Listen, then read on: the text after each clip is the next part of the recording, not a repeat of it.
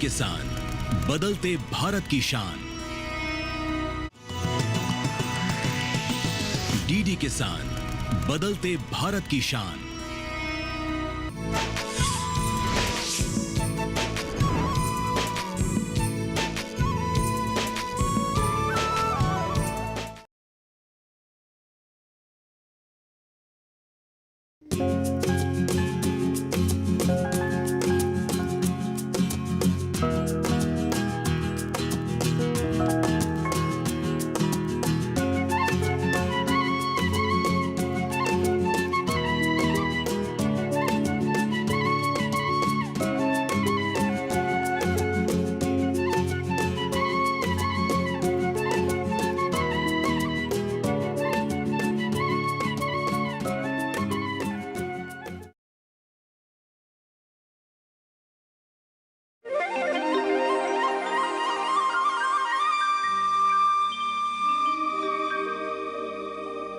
ठीक है सर, अब मुझे जाना होगा।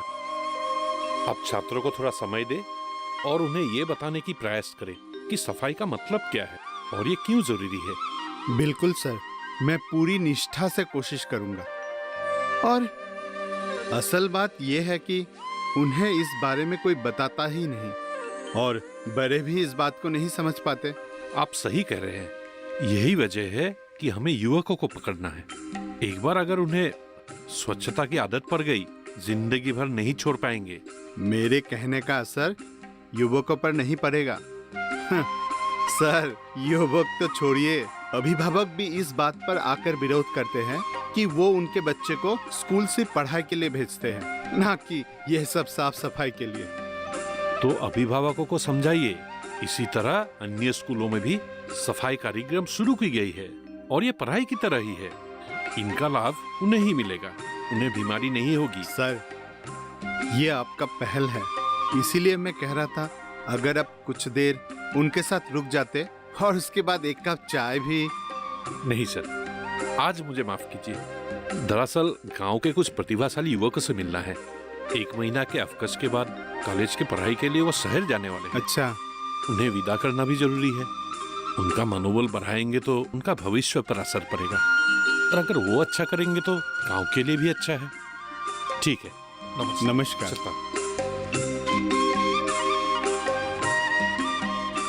हम लोग तो आपके बारे में ही चर्चा कर रहे थे। सोचा था कि किसी काम की वजह से आपको आने में देर होगी या तो आप भूल गए होंगे, तभी आप यहाँ पहुंची गए।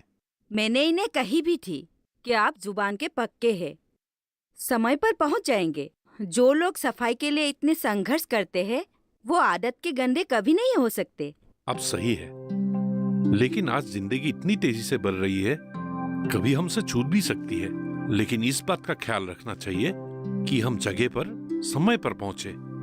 सिर्फ 3 चीजें याद रखिए। 1, समय और जगह की तिथि याद रखना। 2, उस जगह पर जाने की वजह याद रखना। और 3, समय से पहले काम शुरू करना, ताकि कुछ समय हाथ में रहे। लेकिन जीतने के लिए सफाई जरूरी है। अंकल ने क्या कहा तुमने सुना? उसे अपनाने की कोशिश करो। मैं तुमको कुछ कहना चाहता हूँ, अगर बुरा ना मानो तो कह सकता हूँ। नहीं नहीं योगी जी, कृपया उसे बताइए। ये सीखने का उम्र है।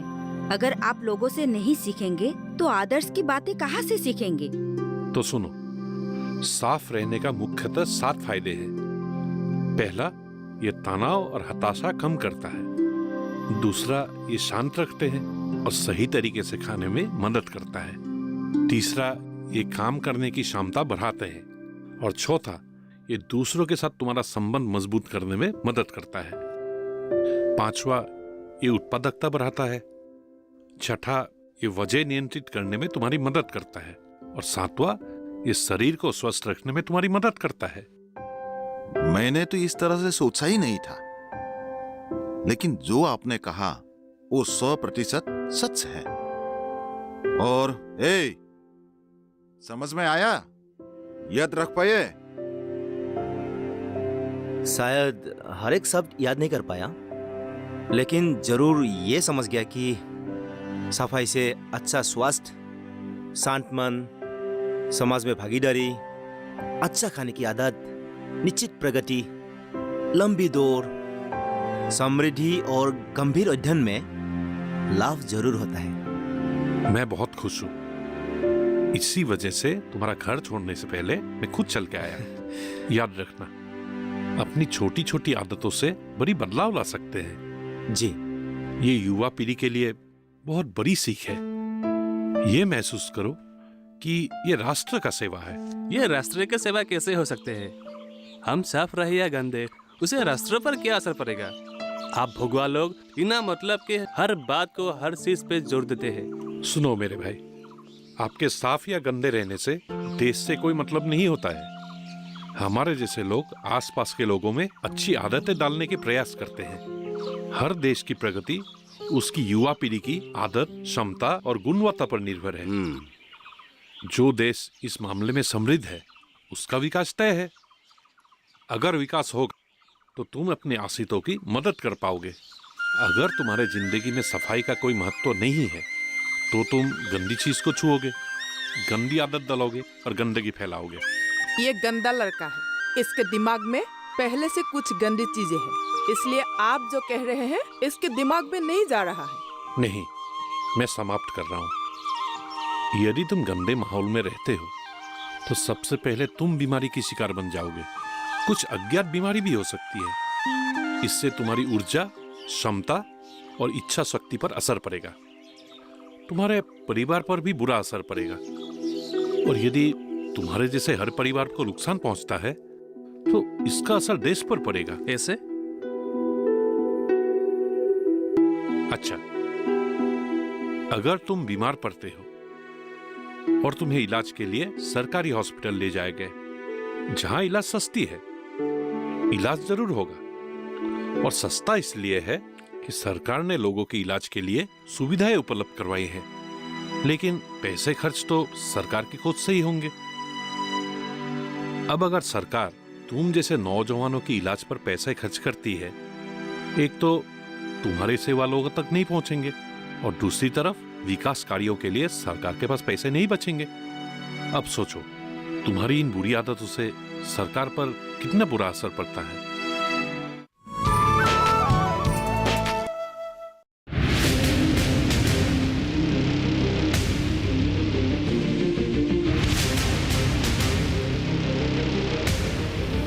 जब तपती है धरती, सूरज उगलता है आग, ठंड में जब सर्दी जमा देती सबके हाल, सब छुप जाते अपने अपने घरों में, तब बाहर निकलता सिर्फ एक इंसान, भरने के लिए हम सबका पेट, खून को पसीने की तरह देता बहा, थक जाता, झुलस जाता, हो जाता बीमार, तब उसकी सेहत का ध्यान रखता सिर्फ डीडी किसान।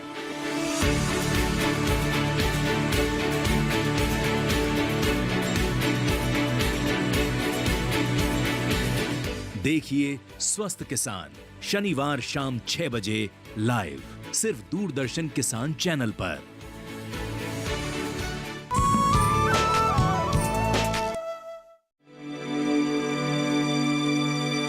ओ ग्राम योगी जी, अरे ओ ग्राम योगी जी, आप तो बहुत ही मजेदार आदमी हैं।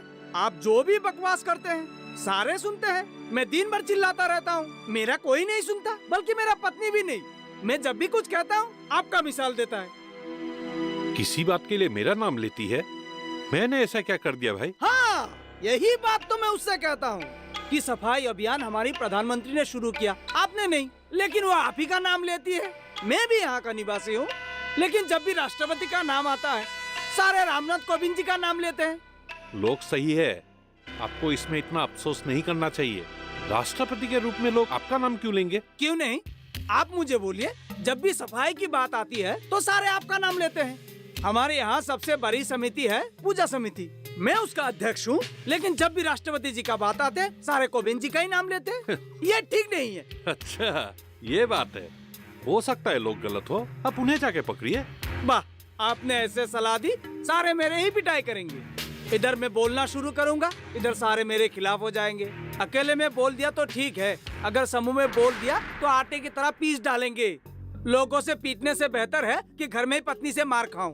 क्या कहते हो भाई? वो रोजाना तुम्हें क्यों मारेंगे? दरअसल इसके लिए उसे भी दोष देना ठीक नहीं है। मेरा बेटा और मैं रोज ऐसा कुछ कर ही देता हूँ कि उसके पास भी कोई चारा नहीं रहती है। खासकर खाने के समय में जब भी हमारे सामने खाना लाती है, हम हाथ धोना भूलकर उसमें टूट पड़ते हैं। लगता है ये एक राष्ट्रीय समस्या है। क्या कहते हो भाई? इसका मतलब मेरी पत्नी को पूरा देश भर में घूमना चाहिए और जो खाने की चीज को बिना हाथ धोए छुए उसे पीट दे। बिल्कुल इसी तरह। मैं ये बात जानता हूँ कि वो अकेली ये काम नहीं कर सकती। कुछ ऐसे संगठन हो जो ऐसा करे। आप तो बहुत खतरनाक आदमी हो भाई। आपसे ज्यादा समय बात करना ठीक नहीं है। आपको ये सब बताकर लगता है मैंने गलती कर दी। अच्छा जी, मैं चलता हूँ। अरे बाप रे, किससे पाला पड़ गया? मुझे पता नहीं इस पीढ़ी को क्या हो गया है। सभी को रात प्यारी है। तुम लोग रात को पढ़ते हो, रात को काम करते हो। काम नहीं करने से भी देर रात को ही सो जाते हो। सच कहूं तो तुम लोग जब सोते हो हमारे लिए सुबह होती है, और सब जब काम करते हैं तब संयोग और दूसरे सो जाते हैं। ये भी कोई जीने का तरीका है? क्या संसार तुम्हारे लिए इंतजार करेगा? हाँ, इस पीढ़ी ने बड़ी बुरी आदतों को अपना लिया है। आगे की जिंदगी चलने के लिए बहुत मुश्किल हो जाएगा। मेरा कहने का मतलब ये है, तुम लोगों में सामर्थ्य नहीं है। चिंता मत कीजिए आप लोग। हम किसी के लिए इंतजार नहीं करेंगे, बल्कि पूरी दुनिया हमारे लिए इंतजार करेंगे। और दुनिया बदल रही है। जहाँ तक माँ की शिकायत की बात है कि हमारे पास सामर्थ्य नहीं है, अब तक मोबाइल, नेट और अन्य इलेक्ट्रॉनिक डिवाइसेस काम कर रहा है। डिजिटल होना अच्छी बात है। यह नई जानकारी और स्मार्ट होने का संकेत है, लेकिन हर चीज नेट से नहीं होता। तुम ना अपनी जरूरतों के बारे में ही सोचते रहते हो। अपनी भूख, अपनी जरूरतें, व्यक्तिगत रूप से लोगों से मिलना, उनकी खुशियाँ। तुम बस अपनी जिंदगी के साथ ही व्यस्त रहते हो, अन्यथा तुम मुंह के बल गिरोगे। मैं तुम्हारे ही घर आ रहा था संजोग से मिलने। सुना है तुम अफकस खत्म करके क्लास करने आज ही शहर जा रहे हो? हाँ अंकल, इसीलिए हम लोग बाजार जा रहे थे और वहाँ से कुछ चीजें खरीदनी भी है। तुम पिछले 1 महीने से घर पे हो। ये काम तो तुम्हें पहले ही कर लेना चाहिए था। अब तक तो तुम्हें चला जाना चाहिए था। जल्दी जाने का कोई मतलब ही नहीं है अंकल। विलम्ब से जाना, रात को सो जाना और सुबह तरोताजा होकर क्लास करना ही बेहतर है। लेकिन तुम्हारे कमरे, बिस्तर, किताबों, ये सब की सफाई? अंकल आप चिंता मत कीजिए, एक रात के लिए कुछ नहीं हो जाएगा। आज रात हम लोग निकलेंगे, आराम से कुछ खाएंगे और सो जाएंगे। कल सुबह से अपनी जिंदगी पूरी तरह से शुरू हो जाएगी। अंकल, आप अपने दिनों के आधार पर चीजों को तय ना कीजिए। अभी कैसी हालत है? कैसे हैं वो? संजोग, विश्वास? गंभीर है। वो लोग होश में नहीं है। डॉक्टर के अनुसार फूड पॉइजनिंग है। अच्छा, घर से आने के बाद कुछ खाया उन लोगों ने? मैंने तुमसे कहा था ना कि बच्चों को किराए के घर में मत रखो। कल ऐसे हॉस्टल में रखा जाता तो आज ऐसी घटना नहीं घटती। देखो, मैंने उन्हें मस्ती करने के लिए किराए के घर में नहीं रखा था। उसके नंबर भी इतने अच्छे नहीं थे कि उसे कॉलेज के हॉस्टल में दाखिला मिल जाए। क्या करता मैं? देखो, अभी भगवान से प्रार्थना करो कि उन्हें होश आ जाए। मकान मालिक ने उसे रात को कुछ सड़ी हुई चीजें खाने के लिए दी होगी। मैडम, इस भरे के हॉस्टल से ही मेरा रोजी रोटी चलता है। मैं अपने हॉस्टल का क्यों बदनाम करूंगा? हम जो खाते हैं वही उसको भी परोसते हैं। रनवेश को भी वही खाना दिया गया। हमें तो कुछ नहीं हुआ। असली बात है वो दोनों गंदे हैं। जी आंटी, ये सही है। हमें अच्छा खाना दिया जाता है, उसके लिए इन्हें बदनाम नहीं किया जा सकता है। दरअसल संजोग और विश्वास गंदगी के बारे में कुछ सोचता ही नहीं है। कई बार ऐसा हुआ है कि मालिक खुद जाके उन लोगों के प्लेट साफ कर देते हैं, जबकि हमें खुद साफ करना चाहिए। ये सब कैसे हुआ? दरअसल कल रात को देर तक बिजली नहीं थी। आज गांव में सफाई अभियान वाले हमारे घर पर आए थे और सफाई के बारे में बोलने लगे। अरे अभी बिजली नहीं है, रोशनी नहीं है, सफाई का काम कैसे करे? वो मेरे पास भी आए थे आज। वो हमको सड़क में मिला और कहने लगे कि काम समय से पहले कर लेना चाहिए। उन्होंने बल्कि ये भी कहा था, अगर काम समय से पहले कर लेते हो तब चीजों की व्यवस्थित करने में तुम्हें अच्छा ही होगा। मैंने उससे कुछ नहीं बोला यार, क्योंकि उस टाइम मेरे अभिभावक मेरे पास ही थे। लेकिन लोग कैसे दूसरों के लाइफ में बिना अनुमति के प्रवेश करते हैं यार। तुम लोगों की राय अलग हो सकता है, लेकिन मैं उनके बातों से सहमत हूँ और उनके बात मैं पसंद भी करता हूँ। अगर देखो हम लोग उनके बात सुने ना, हमारा बहुत लाभ होगा। ठीक है, कुछ देर के लिए हमें मान ले और उनके राह पर चलने लगे, लेकिन क्या फायदा? फायदा होगा, सिर्फ उनके ही नहीं पूरे देश का होगा।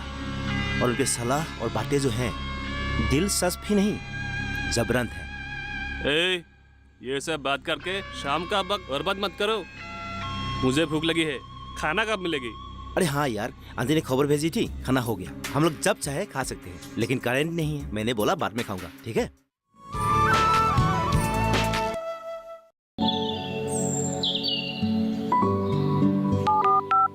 हेलो, कार्यक्रम के पहले कॉलर जुड़ गए हैं। इस बीच हमारे पास कुछ ईमेल्स भी आए हैं। सवाल पूछिए अपना। में जो मकान पैदा करेंगे, इनमें कौन सी सावधानी बरतनी है? गर्म इलाकों के लिए आप HRM 99 इनसे आप कुछ फल ले सकते हैं। जैस्मीन के पेड़ पे जैस्मिन फल निहार। उसको पूरी खुली धूप चाहिए। फसल में कीट लगा हो या कोई बीमारी, पशुपालन में हो कोई दिक्कत या चाहिए कोई जानकारी, फोन उठाइए, नंबर मिलाइए और कहें हेलो किसान। सोमवार, बुधवार और शुक्रवार शाम 6 से 7 बजे सिर्फ डीडी किसान पर।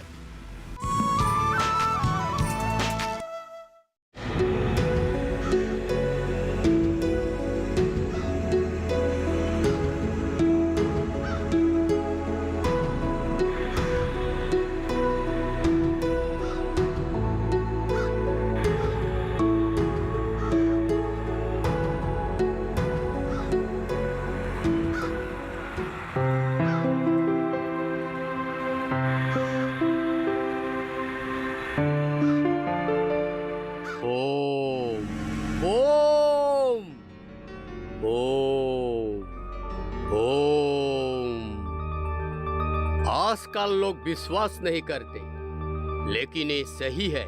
उन दोनों के प्लेट में चिपकली गिरने से और वही खाना खाकर वो बीमार पड़ गए और तुम सही समय पर आए हो। माताजी खुश हुई, पूजा भी सफल हुआ। लेकिन उनके प्लेट में चिपकली डाला किसने? ये सब नक्षत्र का खेल है, किसी ने नहीं डाला बालक। वो अपने आप आके गिर गए। लेकिन वो अगर ये प्लेट साफ कर कर खाना खाते तो ये मुसीबत नहीं आती। प्रभु, आप भी मेरी पत्नी की बोल बोलने लगे हैं। जब भी कोई साफ सफाई की बात करते हैं, मुझे उसकी झाड़ू की याद आती है, जिससे वो घर साफ करने के साथ साथ मेरी भी पिटाई करती है। तुम्हारी पत्नी तुमसे इतना नाराज क्यों रहती है? छोड़िए ना प्रभु उन सब बातों को। दरअसल उसका कारण मैं ही हूँ। दरअसल मैं साफ सुथरा नहीं रहता हूँ ना। उन सब बातों को छोड़िए, वो दोनों लड़के बच जाएंगे ना। हाँ, वो बच जाएंगे, लेकिन एक को ठीक होने में समय लगेगा। उसका पढ़ाई का 1 साल बर्बाद हो जाएगा। तो भी ठीक है, जान की तुलना में 1 साल की पढ़ाई की नुकसान कुछ भी नहीं है। ये 2 फल लो, दोनों के तकिए के नीचे रख देना। और हाँ, तुम जाने से पहले ही एक को होश आ जाएगा। उसके तकिए के नीचे ये छोटा फल, दूसरे के नीचे ये बड़ा फल। समझ गया ना? जी, और कुछ बोलना होगा। सुनो,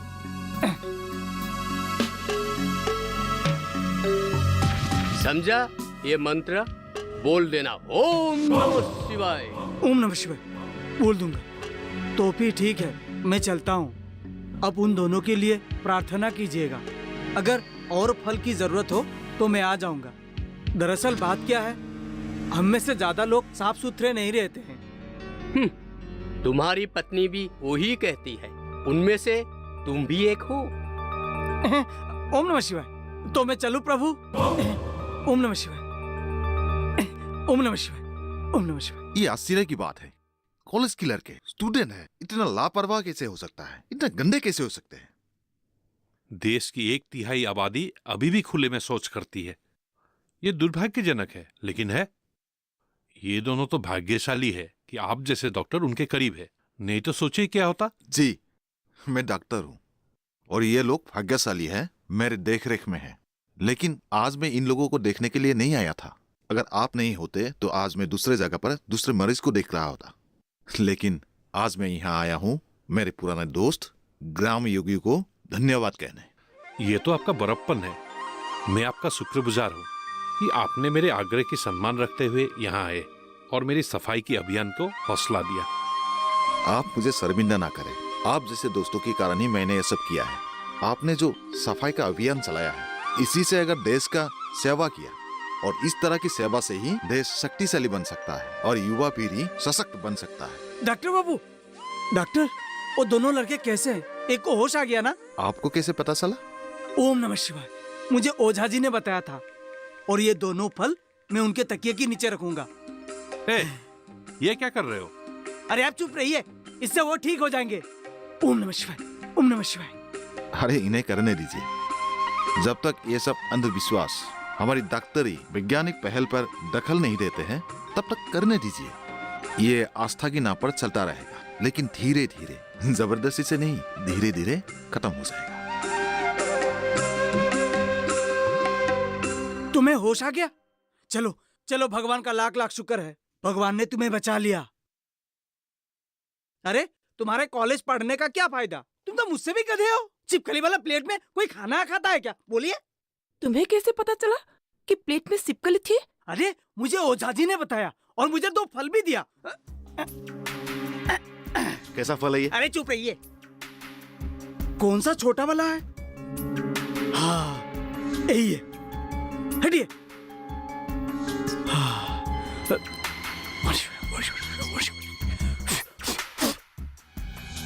अब मुझे चैन मिला है। ये विश्वास तो ठीक हो जाएगा ही। अरे ये क्या कर लेकिन संजोग के लिए बुरा लग रहा है। उसका 1 साल का पढ़ाई का नुकसान हो जाएगा ना। उसे ठीक होने में काफी समय लगेगा। तुम ऐसा कैसे कर सकते हो? वो क्या कोई स्पेशलिस्ट है? नहीं, वो मुझसे बात नहीं करते। वो ग्राम योगी का दोस्त है ना, और ग्राम योगी मेरा विरोधी है। उसका स्वच्छ भारत अभियान के कारण मेरे गंदगी की वजह से रोज पत्नी से डांट खाता हूँ। लेकिन आज मुझे इसके महत्व का पता चल गया। भगवान ने मुझ पर दया की। गंदगी का नतीजा क्या हो सकता है, आज मुझे पता चल गया। हाँ जाओ। हरिओम हरिओम। कृपया धैर्य रखिए, ये ठीक हो जाएगा, लेकिन थोड़ा समय लगेगा। किसने कहा? स्पेशलिस्ट या ग्राम योगी? नहीं नहीं, मुझे ओझा जी ने बताया। और ये भी बोला है भविष्य में स्वच्छता का ख्याल रखना है। गंदगी रहे तो फिर से खतरा हो सकता है। ओझा जी की बात भूल मत जाना, ठीक हो जाएगा। ओम नमः शिवाय।